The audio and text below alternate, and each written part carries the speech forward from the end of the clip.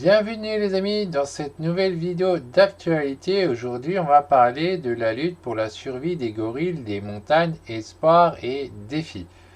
Donc ça c'est un article écrit par une certaine Emma qui date du 16 mai 2024. Donc on va parler de ça, mais avant de parler de ça, j'ai trois questions à vous poser. Est-ce que vous êtes pour la conservation des animaux, oui ou non?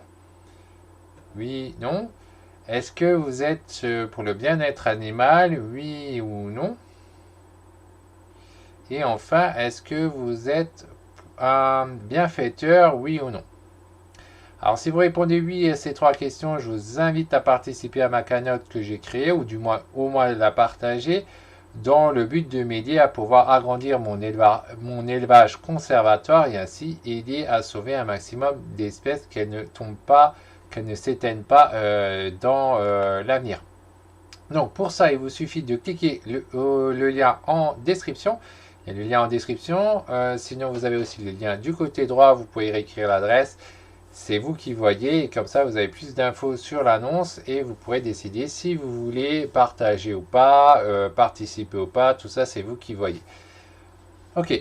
Une fois que cela est fait, on va se concentrer donc maintenant sur l'article en question. Alors, qu'est-ce que ça dit cette histoire avec les gorilles? Les gorilles des montagnes, ces majestueux titans de brume, sont au cœur d'une lutte acharnée pour leur survie. Malgré des années de conservation dédiées, leur existence reste pendue à un fil, menacée par le braconnage, la perte d'habitat et les maladies. Cependant, grâce à des stratégies innovantes et à un engagement mondial, l'espoir brille pour ces géants doux. Cet article explore les méthodes révolutionnaires employées pour sauvegarder les gorilles des montagnes en mettant en lumière les succès récents et les défis persistants. Alors bon, alors des gorilles, il y a déjà plusieurs espèces, il y en a au moins 4 je crois, et il n'y en a qu'une d'ailleurs qui est en captivité, les 3 autres ne sont pas en milieu contrôlé. On va voir ce qu'ils disent là-dessus. Technologie de pointe au service des gorilles. L'utilisation de la technologie dans la conservation des gorilles des montagnes a marqué un tournant décisif. Les drones par exemple sont désormais couramment utilisés pour surveiller les habitats et suivre les mouvements des groupes de gorilles sans les déranger. Cette approche non invasive permet aux conservateurs de recueillir des données précieuses tout en minimisant l'impact humain sur ces créatures sensibles. De plus, l'analyse des données par intelligence artificielle offre des insights inédits sur les patterns du déplacement et les besoins des gorilles, facilitant ainsi la mise en place de mesures de protection ciblées. Ouais, d'accord. Bon, ça, on sait que les drones, c'est super génial dans ce secteur-là, pour les observer dans la nature. Ils font aussi ça dans la mer avec les requins et tout, et c'est vraiment excellent. On découvre plein de choses grâce à ça. Communiqué local, partenaire clé de la conservation. L'implication de la communauté locale dans les efforts de conservation présente une stratégie cruciale. En transformant les anciens braconniers en gardiens de la faune, plusieurs programmes ont réussi à réduire significativement le braconnage.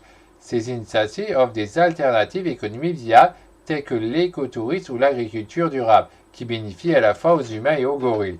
Le succès de ces projets repose sur la compréhension profonde des besoins et des aspirations de la communauté, assurant ainsi leur engagement à long terme dans la protection des gorilles. La recherche scientifique illumine le chemin. La recherche scientifique joue un rôle fondamental dans la compréhension des gorilles, des montagnes et de leurs besoins. Des études récentes sur la génétique de la population ont relevé l'importance de la diversité génétique pour la survie à long terme des gorilles, orientant les efforts de conservation vers la protection des corridors écologiques qui permettent aux différents groupes de se rencontrer et de se reproduire.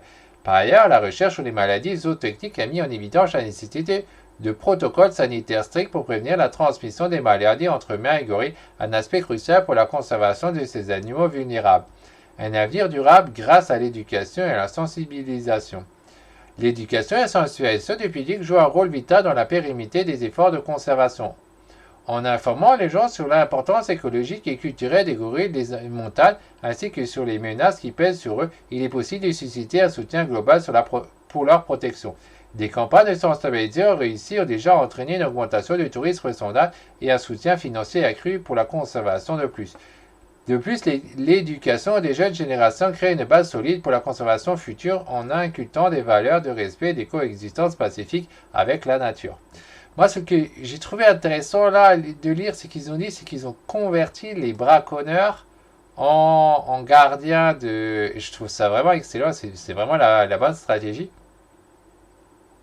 de convertir des anciens braconniers en... C'était en gardiens, hein, Et effectivement, ça c'est la meilleure chose à faire parce qu'ils connaissent après les stratégies, etc. Donc je trouve ça vraiment excellent. Alors, il y a une fag encore, hein, qu'est-ce que ça dit?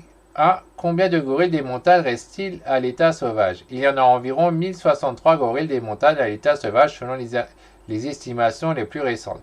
Là, je me pose la question, les gorilles des montagnes, c'est est-ce qu'ils parlent des 4 espèces? Je crois qu'il y a au moins 4 espèces, ou alors que d'une seule. J'aimerais bien les noms scientifiques. Dans l'article, ils ne donnent pas les noms scientifiques, c'est dommage. Quelles sont les principales menaces pour les gorilles des montagnes? Le braconnage, la perte d'habitat et les maladies sont les principales menaces. 3. Comment les drones aident-ils dans la conservation des gorilles? Ils leur permettent de surveiller les habitats et suivre les mouvements de gorilles sans les déranger. 4. En quoi consiste l'implication des communautés locales dans la conservation? Elles transforment les anciens braconniers en gardiens de la faune et promuent des alternatives économiques bénéfiques pour les humains et les gorilles. 5. Quel rôle joue la recherche scientifique dans la conservation des gorilles? Elle aide à comprendre les besoins des gorilles et oriente les efforts de conservation, notamment en matière de diversité génétique et de prévention des maladies. 6. Comment l'éducation et la sensibilisation contribuent à la conservation des gorilles? Elle suscite un soutien global et inculque des valeurs de respect et de coexistence pacifique avec la nature. Et enfin, 7. Qu'est-ce que l'écotourisme et comment bénéficie-t-il aux gorilles des montagnes? L'écotourisme est une forme de tourisme responsable qui soutient la conservation et bénéficie aux communautés locales, tout en minimisant l'impact de l'environnement et les espèces sauvages, y compris les gorilles des montagnes. Donc voilà ce qu'il y avait sur cet article plus ou moins intéressant pour ceux qui aiment les gorilles. Hein. Donc voilà, on se retrouve la prochaine fois pour une prochaine vidéo et pensez bien à aller voir la page de ma cagnotte, hein, de la partager ou de participer, c'est à vous de voir, hein, vous trouvez le lien en description. Merci d'avance pour votre aide, c'est très important pour la conservation de certaines espèces. Alors les gorilles c'est pas la peine, les zoos le font très bien, hein. Mais par contre, il y a d'autres espèces que les autres ne peuvent pas s'occuper et c'est sur ça que je me concentre. Donc voilà, bye bye, à la prochaine les amis pour une prochaine vidéo d'actualité.